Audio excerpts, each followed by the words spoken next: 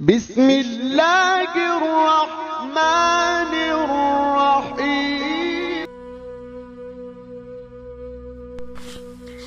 حضرت شیخ کبیر عیسیٰ جمنی رحمۃ اللہ علیہ کا ایک دن ایک طوائف پر گزر ہوا۔ آپ نے فرمایا ہم بعد عشاء کے تیرے پاس آئیں گے۔ وہ سن کر بہت خوش ہوئی اور خوب بناؤ سنگار کر کے حضرت شیخ کبیر کا انتظار میں بیٹھی۔ جن لوگوں نے سنا بہت تعجب ہوا۔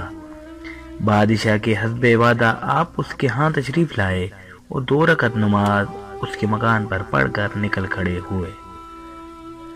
عورت پر ان 2 رکعت کا احساس ہوا کہ فوراً اٹھ کر بیٹھی اور کہنے لگی آپ تو جا رہے ہیں۔ فرمایا میرا مقصود حاصل ہو گیا۔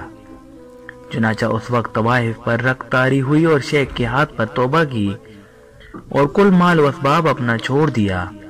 حضرت نے اپنے مرید سے اس کا نکاح کر دیا اور فرمایا ولیمے میں صرف روٹیاں پکوا لو، سالن کی ضرورت نہیں۔ انہوں نے حسب الارشاد روٹیاں پکوائی۔ اس کو طوائف کا آشنا بڑا امیر تھا۔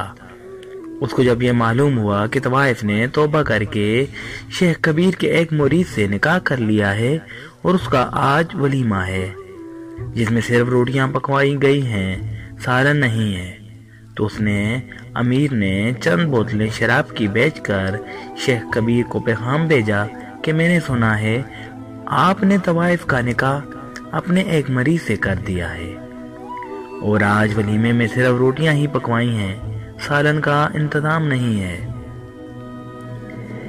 اس لیے میں یہ بوتلیں بھیج رہا ہوں، ان میں جو کچھ ہے ان کا سالن بنا لیجئے۔ مقصد اس فقراء کا مذاق اور انہیں شرمندہ کرنا تھا۔ وہ قاصد بوتلیں لے کر جب پہنچا تو آپ نے فرمایا تو نے بہت دیر کر دی۔ پھر ان میں سے ایک بوتل کو خوب ہلایا اور اس پیالے میں ڈالا۔ اسی طرح بوتل کو ہلایا اور پیالوں میں ڈالا۔ پھر اس قاصد سے کہا بیٹھ جا، ولیمہ تو بھی کھا لے۔ وہ قاصد کہتا ہے کہ میں نے بھی پیٹ بھر کر کھایا تو شراب ایک عمدہ اور لذیذ کی بن چکا تھا کہ میں نے ایسا لذیذ کی کبھی نہ کھایا تھا۔ یہ سارا قصہ اس نے امیر کو آ کر سنایا تو وہ بھی بڑا حیران ہوا اور اسی وقت اٹھ کر حضرت شیخ کی خدمت میں حاضر ہو کر اس نے بھی توبہ کر لی۔